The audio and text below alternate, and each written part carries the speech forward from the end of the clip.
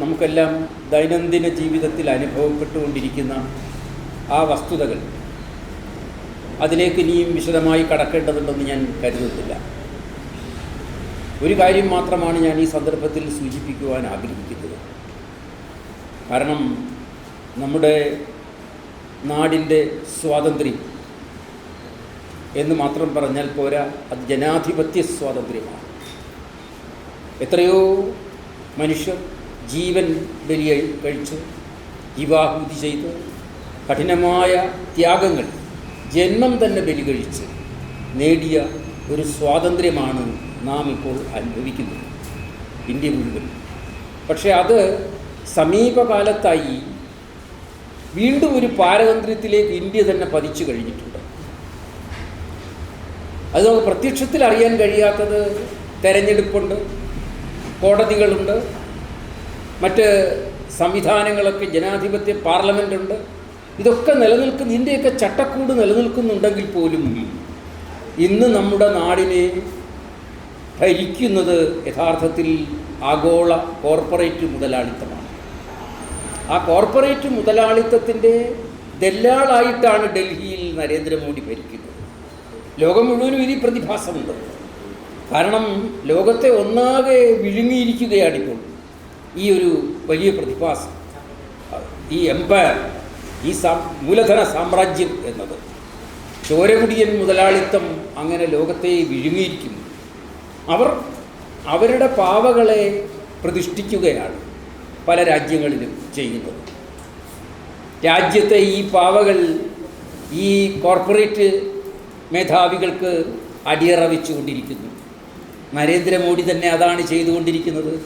നമ്മുടെ നാടിൻ്റെ സമ്പത്തിനെയും നമ്മുടെ നാടിൻ്റെ ജനജീവിതത്തിൻ്റെ അത്ഭുതങ്ങളെയും എല്ലാം, നമ്മുടെ സംസ്കാരത്തിൻ്റെ മഹത്വത്തെയും എല്ലാം ഈ കോർപ്പറേറ്റുകൾക്ക് അടിയറ വയ്ക്കുന്ന ഒരു രീതിയിലാണ് ഇന്ന് ഭരണം നടന്നുകൊണ്ടിരിക്കുന്നത്. ഇവിടെ നമുക്കറിയാം, നരേന്ദ്രമോദിയുടെ പ്രധാനപ്പെട്ട മുദ്രാവാക്യങ്ങളിൽ ഏറ്റവും പ്രധാനപ്പെട്ട മുദ്രാവാക്യം എന്നത് കോൺഗ്രസ് വിമുക്ത ഇന്ത്യ എന്നതാണ്. അദ്ദേഹത്തിനെ സംബന്ധിച്ചിടത്തോളം ഇന്ത്യയെ ഒരു മതരാഷ്ട്രമാക്കി മാറ്റുന്നതിന്, ഏകമതരാഷ്ട്രമാക്കി മാറ്റുന്നതിന്, ജനാധിപത്യത്തിൻ്റെ അവസാനത്തെ വേരും അറുക്കുന്നതിന് കോൺഗ്രസ് ഇല്ലാതാവണം എന്നുള്ളത് അദ്ദേഹത്തിന് ഒരു തിരിച്ചറിവാണ്. അതിനു വേണ്ടിയുള്ള പ്രവർത്തനമാണ്. കോൺഗ്രസ് പ്രതിനിധാനം ചെയ്യുന്ന നമ്മുടെ ദേശീയതയുടെയും ജനാധിപത്യത്തിൻ്റെയും എല്ലാ അംശങ്ങളെയും തുടച്ചു നീക്കിക്കൊണ്ട് മാത്രമേ ഇന്ത്യയെ കീഴടക്കാൻ കഴിയൂ എന്നറിയാം നരേന്ദ്രമോദിക്ക്. ഇത് ഇന്ത്യയാണ്, കോൺഗ്രസ് വിമുക്ത ഇന്ത്യ എന്നതാണ്. ഇപ്പോൾ നമ്മുടെ മുമ്പിൽ ഇപ്പോൾ ഏതാനും ദിവസങ്ങൾക്ക് അകം നടക്കാനിരിക്കുന്ന ഈ തിരഞ്ഞെടുപ്പിൽ ഇതേ വെല്ലുവിളി തന്നെയാണ് നരേന്ദ്രമോദി ഉയർത്തുന്നത്. ഇതേ കാര്യം തന്നെയാണ് കോൺഗ്രസ് വിമുക്ത കേരളം എന്നാണ്. കോൺഗ്രസ് വിമുക്ത ഇന്ത്യയുടെ തുടർച്ചയെന്ന നിലയിൽ ഈ ഓരോ തെരഞ്ഞെടുപ്പിലും അവരതാണ് പ്രതീക്ഷിക്കുന്നത്. എങ്കിൽ മാത്രമേ അവരുടെ ഫാസിസ്റ്റ് ആശയങ്ങളും അവരുടെ ഭരണ സമ്പ്രദായങ്ങളും ഒക്കെ നടപ്പാക്കാൻ കഴിയുകയുള്ളൂ. ഇത് തന്നെയാണ് കേരളത്തിലെ കമ്മ്യൂണിസ്റ്റ് പാർട്ടി എന്ന പേര് പറയാമോ എന്ന് എനിക്കറിയില്ല. ഇപ്പോൾ ഭരിക്കുന്ന പാർട്ടി, പിണറായി വിജയൻ്റെ നേതൃത്വത്തിൽ ഭരിക്കുന്ന പാർട്ടിയും ഇത് തന്നെയാണ് പറയുന്നത്, കോൺഗ്രസ് വിമുക്ത കേരളം. കോൺഗ്രസ് ഇല്ലാതാവും. അപ്പോൾ ഇതിലൂടെ പ്രത്യക്ഷമാകുന്നത് നമ്മുടെ നാടിനെ ബാധിച്ചിരിക്കുന്ന ഏറ്റവും വലിയ പാരതന്ത്ര്യമായ ഫാസിസ്റ്റ് ശക്തികളുമായി കേരളത്തിലെ കമ്മ്യൂണിസം കൂട്ടുചേർന്ന് കഴിഞ്ഞിരിക്കുന്നു എന്നുള്ളതാണ്. ഇതിനേക്കാൾ ഇപ്പോൾ നരേന്ദ്രമോദിയോ അല്ലെങ്കിൽ നരേന്ദ്രമോദിയുടെ പാർട്ടിയോ RSSോ BJPയോ കൊളോണിയൽ ശക്തികളുമായി കൂട്ടുകൂടുന്നതിലും ജനവിരുദ്ധ പ്രവണതകൾ കാണിക്കുന്നതിലും ഒന്നും നമുക്ക് അത്ഭുതപ്പെടാനില്ല. പക്ഷേ നമ്മുടെ നാട്ടിലെ കമ്മ്യൂണിസ്റ്റ് പ്രസ്ഥാനം എത്രയോ രക്തസാക്ഷികളിലൂടെ, എത്രയോ പാവപ്പെട്ട മനുഷ്യരുടെ ജീവിതത്തിലൂടെ സൃഷ്ടിക്കപ്പെട്ട കേരളത്തിലെ കമ്മ്യൂണിസ്റ്റ് പ്രസ്ഥാനത്തെ ബലി കൊടുത്തിരിക്കുകയാണ് പിണറായി വിജയൻ. ഇത് ഒരാളിനെയോ എന്തെങ്കിലും ഒരു ആശയത്തെ പോലല്ല. ഇതൊരു രാജ്യത്തിൻ്റെ അടിസ്ഥാന രാഷ്ട്രീയ സംസ്കാരത്തെയാണ് പിണറായി വിജയൻ ബലി കൊടുത്തിരിക്കുന്നത്. ഇത് ഇതിന് വാസ്തവത്തിൽ ഒരു ശിക്ഷ പറയാനും നമുക്കില്ല എന്നുള്ളതാണ്. നമുക്ക് തിരിച്ചു പറയാനുള്ളത്, ഇന്ന് കേരളം ഭരിക്കുന്ന ഈ പ്രച്ഛന്ന ഫാസിസ്റ്റ് പ്രസ്ഥാനം പാർട്ടി ഭരണം, ഏക പാർട്ടി ഭരണം എന്ന ആശയം നടപ്പാക്കിക്കൊണ്ട് അത് കമ്മ്യൂണിസത്തിൽ നിന്ന് അവശേഷിച്ച് കിട്ടിയത് അതാണ് അവർക്ക്. അല്ലാതെ പാവങ്ങളുടെ ജീവിതമോചനമല്ല, പാവങ്ങൾക്ക് ഭക്ഷണവും പാർപ്പിടവും കിട്ടണമെന്നുള്ളതല്ല, വിദ്യാഭ്യാസം കിട്ടണമെന്നുള്ളതല്ല, പാവങ്ങളുടെ ജീവിതമോചനമേ അല്ല അവർക്ക് പ്രശ്നം. അവർക്ക് കമ്മ്യൂണിസത്തിൽ നിന്ന് അവശേഷിച്ച് കിട്ടിയത് ഏക പാർട്ടി ഭരണം എന്നുള്ള ആശയമാണ്. ഏക പാർട്ടി ഭരണം എന്ന് പറഞ്ഞാൽ ആ പാർട്ടിക്കാർക്ക് മാത്രം വേണ്ടിയുള്ള ഭരണമാണ്.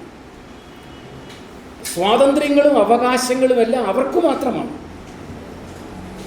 അപ്പോൾ അവർക്ക് ഭരണഘടന ബാധകമല്ല. മറ്റുള്ളവരുടെ പൗരസ്വാതന്ത്ര്യം അവർക്ക് പ്രശ്നമല്ല, മറ്റുള്ളവരുടെ അവകാശങ്ങൾ അവർക്ക് പ്രശ്നമല്ല. എല്ലാം പാർട്ടിയിലേക്ക് എന്നുള്ളതാണ്. എന്നുവെച്ചാൽ ഭരണകൂടത്തെ, ഭരണയന്ത്രത്തെ പാർട്ടി പൂർണ്ണമായി കയ്യിലൊതുക്കുന്നു. എന്നിട്ട് ഒരു നാടിനെ മുഴുവൻ ഒരു പാർട്ടി ഗ്രാമമാക്കി പ്രഖ്യാപിക്കുന്നു. അതിൽ അവരുടെ പക്ഷത്തല്ലാത്തവരെല്ലാം അന്യർ. അവർ കൊല്ലപ്പെടുകയോ ജയിലിലടയ്ക്കപ്പെടുകയോ എന്ത് വേണമെങ്കിലും ചെയ്യാം. കാരണം അവരുടെ പാർട്ടിയിലല്ലാത്തവരാരും നിലനിൽക്കാൻ അർഹരല്ല എന്ന മട്ടിൽ ഒരു വിധി അതിനകത്ത് ഹിഡനായിട്ടുണ്ട്. ഏക പാർട്ടി ഭരണം എന്ന് പറയുമ്പോൾ അതിനെതിരായിട്ട് നിൽക്കുന്നവരെല്ലാം ശത്രുക്കളാണ്. അതാണ് എന്ന് പറയുമ്പോൾ പാർട്ടിയിലുള്ളവർക്ക് വേണ്ടി മാത്രമാണ് ഉദ്യോഗങ്ങൾ, വ്യവസായങ്ങൾ, സമ്പത്ത്, വിദ്യാഭ്യാസം, അതിനൊന്നും നിയമം ബാധകമല്ല.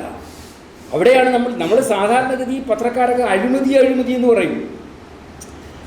ഒരു നിയമ വ്യവസ്ഥയ്ക്കകത്തുള്ള കെടുകാര്യസ്ഥതയോ അല്ലെങ്കിൽ അതിനകത്തെ കറപ്ഷനെയോ ആണ് നമ്മൾ അഴിമതി എന്ന് പറയുന്നത്.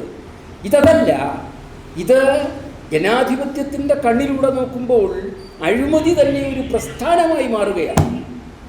ഏക പാർട്ടി ഭരണത്തിൽ അവർക്കൊന്നും യാതൊരു വ്യവസ്ഥയുമില്ല, അവരംഗീകരിച്ചിട്ടില്ല ഭരണഘടനയെ. അപ്പോൾ ആലോചിക്കണം, നമ്മളത് അറിയാത്തത് നമ്മളിപ്പോഴും ഒരു ഭരണഘടനയ്ക്ക് കീഴിൽ ജീവിക്കുന്നു എന്നുള്ളത് കൊണ്ടാണ്.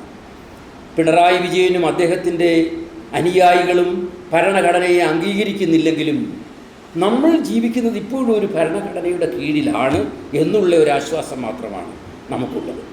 അവരതിനെ അംഗീകരിക്കുന്നില്ല. അതുകൊണ്ട് ഈ പറഞ്ഞതുപോലെ അവർക്ക് കള്ളക്കേസുകൾ എടുക്കാം, അവർക്ക് ആരെയും കൊല്ലാം, കൊല്ലുന്നവരെ ഖജനാവിൽ നിന്ന് പണമെടുത്ത് കൊല്ലുന്നവരെ സംരക്ഷിക്കാം, പാർട്ടിക്കാർക്ക് ഉദ്യോഗം കൊടുക്കാം, പരീക്ഷ എഴുതാതെ വലിയ ഫലങ്ങൾ കൊടുക്കാം. ഇതൊക്കെ ചെയ്യാം അവർക്ക്. കാരണം അതെല്ലാം ശരിയാണ് അവരുടെ കാഴ്ചപ്പാടിൽ. കാരണം അവരുടെ പാർട്ടിയുടെ ഭരണമാണ് ശരി. അതാണ് അവരുടെ ദൈവം, അവരുടെ മതം അതാണ്. ഇങ്ങനെ വരുമ്പോൾ ഭരണഘടനയുടെ ഒരു നേരിയ തണലിലാണ് നമ്മളൊക്കെ ജീവിക്കുന്നത്. അല്ലെങ്കിൽ ഈ ഷാജഹാനൊക്കെ എന്നേ ജയിലിലായിപ്പോയി. ഇവരൊക്കെ ഈ ഇരിക്കുന്നവരെല്ലാം എന്നേ ജയിലിലെന്ന് ഇപ്പം കുറച്ചു കാലം കിടന്നെന്നല്ലേ പറയുള്ളൂ. ഇതങ്ങനല്ല, ഗുലാഗുകൾ വരുമായിരുന്നു ഇവിടെ. സ്റ്റാലിൻ്റെ കാലത്ത് റഷ്യയിലെ ഗുലാഗുകളെപ്പോലെ, അതാണ് ലേബർ ക്യാമ്പുകൾ, വലിയ ലേബർ ക്യാമ്പുകളിൽ ഇവരൊക്കെ മരണം കാത്തു കിടക്കുമായിരുന്നു എന്നുള്ള കാര്യത്തിൽ ഒരു സംശയവുമില്ല. അപ്പോൾ ആ ഭരണഘടനയുടെ ജനാധിപത്യ ശക്തിയെ വീണ്ടെടുക്കുക, അത് കേരളത്തിൽ പുനഃസ്ഥാപിക്കുക എന്നൊക്കെ ചെയ്യുമ്പോൾ വാസ്തവത്തിൽ ഈ ജനാധിപത്യ വിരുദ്ധ ശക്തികളെ ഇവിടെ നിന്നും തുരത്തുക എന്നത്, അതിൽ നിന്ന് മലയാളികൾ, കേരളീയരെ വിമോചിപ്പിക്കുക എന്നുള്ള ഒരു സമരമാണ് ഏറ്റെടുക്കേണ്ടത്. അതിനെനിക്ക് തോന്നുന്നു നമ്മളിങ്ങനെ പ്രസ് ക്ലബ്ബിൽ ചില മീറ്റിങ്ങുകൾ കൂടിയതുകൊണ്ടോ അല്ലെങ്കിൽ നമ്മൾ ഇങ്ങനെ ഞാൻ ഇതിനെപ്പറ്റി ചില ലേഖനങ്ങളൊക്കെ എഴുതുന്നുണ്ട്, ഇപ്പോൾ എഴുതിക്കൊണ്ടിരിക്കുന്നുണ്ട്, എഴുതിയത് കൊണ്ടോ ഒന്നും അങ്ങനെ ഫലിക്കുമെന്ന് തോന്നില്ല. അത്ര കണ്ട് മനുഷ്യൻ്റെ ഈ പാർട്ടി ഏക പാർട്ടി ഭരണം പിടികൂടിയിരിക്കുന്നത് മനുഷ്യൻ്റെ തിന്മകളിലാണ്, സ്വാർത്ഥവാസനകളിലാണ്. ഒരുവന് പണം വേണോ, പെണ്ണ് വേണോ, കീർത്തി വേണോ, അതാണ് അധികാരം വേണോ, എന്തു വേണമെങ്കിലും കൊടുക്കും. ഇങ്ങനെയുള്ള തിന്മകളിലാണ് അവർ പിടികൂടിയിരിക്കുന്നത്, നന്മകളിലല്ല. തിന്മകളെ കൊഴിപ്പിച്ച് ജനങ്ങളെ ആകർഷിക്കുക എന്നുള്ളതാണ്. നോക്കണം, അവരുടെ യുവജന സംഘടനകൾ, വിദ്യാർത്ഥി സംഘടനകൾ എല്ലാം നോക്കണം. അവർക്കൊക്കെ ഈ പറഞ്ഞ ഗഞ്ചാവ് ബിസിനസ് നടത്തി, മയക്കുമരുന്ന് ബിസിനസ് നടത്തി ഒന്നും ചെയ്യില്ല. ഇപ്പം കാലിക്കറ്റ് യൂണിവേഴ്സിറ്റി ക്യാമ്പസിൽ ഒരു സ്നേഹിതൻ എന്നോട് പറയുകയുണ്ടായി, ആ ക്യാമ്പസിൽ ഈ മയക്കുമരുന്നിൻ്റെ ഒരു പ്രളയമാണ്. പക്ഷേ അത് ആർക്കും അവിടെ പോലീസിന് കയറി അവരെ പിടിക്കാൻ കഴിയില്ല. കാരണം ഭരിക്കുന്ന പാർട്ടിയുടെ വിദ്യാർത്ഥി സംഘടനയാണ് ഈ കച്ചവടം നടത്തുന്നത്. പിന്നെ എങ്ങനെ കഴിയും? കാരണം അപ്പോൾ ഭരിക്കുന്ന പാർട്ടിയെ സംബന്ധിച്ചിടത്തോളം അതൊന്നും കുറ്റകരമല്ല. അവരുടെ തിന്മയിൽ നിന്ന് മുതലെടുക്കുന്ന, അധികാരം നിലനിർത്തുന്ന ഒരു വിഷവൃക്ഷമാണ്. വിഷവൃക്ഷം എന്ന് പണ്ട് CJ തോമസ് പറഞ്ഞതാണ്. ആ ഒരു വിഷവൃക്ഷമാണ് ഇവിടെ വേരാഴ്ത്തിയിരിക്കുന്നത്. ഇത് വെട്ടിക്കളയാൻ വളരെ പ്രയാസമാണ്. കാരണം ഇതിനെ നിലനിർത്തുന്ന ശക്തികളുടെ തിന്മ അത്ര രൂഢമൂലമാണ്. അവരുടെ പണം ചില്ലറയൊന്നും അല്ല അവർ സമ്പാദിച്ചു കൂട്ടിയിരിക്കുന്നത്. അതൊന്നും അവർ വിട്ടുതരില്ല. അവരുടെ കയ്യിലുള്ള കോപ്പറേറ്റീവ് സൊസൈറ്റികൾ, മറ്റ് സ്ഥാപനങ്ങൾ, അതുപോലെ സാധാരണക്കാരായ മനുഷ്യർക്ക് ലൈഫ് മിഷനിൽ വീടുകൾ, പിന്നെ താൽക്കാലിക ജോലികൾ, ഇങ്ങനെയൊക്കെ നിയമവിരുദ്ധമായി ചെയ്യാവുന്ന എല്ലാ കാര്യങ്ങളെയും ചെയ്ത് അടിത്തട്ടിലുള്ള മനുഷ്യരെ അടക്കം ഈ തിന്മയിലേക്ക് അവർ സമാഹരിച്ചിരിക്കുകയാണ്. അങ്ങനെ ബലവത്താണ്. തിന്മ കൊണ്ട് അടിത്തറയിട്ട, അതിന്മേൽ പടുത്തുയർത്തപ്പെട്ട ഒരു ജനാധിപത്യ വിരുദ്ധ എടുപ്പാണ് ഈ ഗവൺമെൻറ് എന്ന് പറയുന്നത്. അതിനെ തള്ളിയിടുക വാസ്തവത്തിൽ വളരെയധികം ത്യാഗങ്ങൾ ആവശ്യമായ ഒരു കാര്യമാണ്. അതിനുവേണ്ടി ത്യാഗസന്നദ്ധരായി വന്നിരിക്കുന്നവരാണ് ഇവിടെ ഇരിക്കുന്നതെന്ന് എനിക്കറിയാം. അവർക്ക് ഞാൻ ഒരിക്കൽ കൂടി അഭിവാദ്യം അർപ്പിക്കുകയാണ്. നിങ്ങൾക്ക് നമസ്കാരം. സമരങ്ങളിൽ നമുക്ക് ഒരുമിച്ച് മുന്നോട്ട് പോകാം.